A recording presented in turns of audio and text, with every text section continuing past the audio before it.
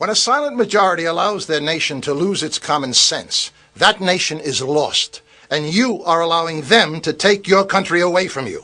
Is it common sense to adore at the altar of multiculturalism? Read your world history. Not one nation has survived as a multiculture. It's the uniculture that is your strength. One country, one culture, one language. Is it common sense that 84% of the people want to make English the official language of America, but your majority political party espouses insanity, ignores the people, and says no? Is it common sense that 53 countries, mostly in Africa, have declared English to be their national language, and the party who declares we will unite you says press 2 for Spanish? Is it common sense to adopt your new national religion of diversity when the very word means disunity? We founded a country on similarities, not diversities. One country, one culture, one language. You cry out for unity, but is it common sense to continue to identify yourselves by your ethnicities and not your nationalism? White-America, Black-America, Chinese-America, Hispanic-American, gay and lesbian-American, the Black Caucus, the Hispanic Caucus, the Women's Caucus. You want unity? Change your language. Isn't it time, once again, we all became just plain Americans? Or is that too much common sense? Is it your new common sense now to stand up and cheer when a presidential candidate wants to hand over the health care system to that same government who has run Social Security, Medicare, Medicaid, and 12 other entitlement programs into bankruptcy? A government bureaucracy who can't run a railroad, your airports, secure your borders, or find 15 to 20 million illegal aliens. That same government that allows Islamic women to take their driver's license picture wearing a neck scarf covering their face because it offends their belief. What's next? Allowing the Ku Klux Klan wearing their hoods? Is it common sense to bankrupt the American Treasury? Fighting wars for countries whose silent majority won't fight for themselves? Your debt is now $9.4 trillion. Is it common sense to continue to give away $9 billion of taxpayer money to unfriendly countries in foreign aid, including $2 billion a year to Egypt, who votes against the United States 80% of the time in the United Nations?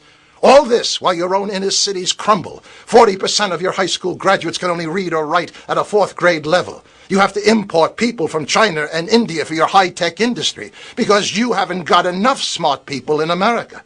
And New Orleans and the flood victims of Iowa continue to be forgotten. This is madness. Lay down your misplaced global burden and rebuild America first.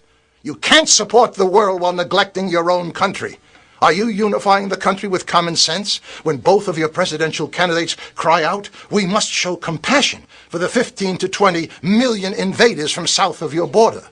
But not one word of compassion for the overburdened American taxpayer who is forced to subsidize the invaders by paying over $250 billion of their hard-earned money to establish America as the welfare department of a failed, corrupt foreign country. Are you unifying your country with common sense by sending out your utility bills and your Social Security checks in Spanish? Legal and illegal immigrants have no incentive to learn your unifying language because you make it easy for them not to assimilate. How many of you write in big letters across that bill, English only, please, and send it back?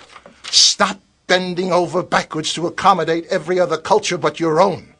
Is it common sense to allow your activist judges to ignore your history, your culture, your Declaration of Independence, and every other founding document to remove God from public life?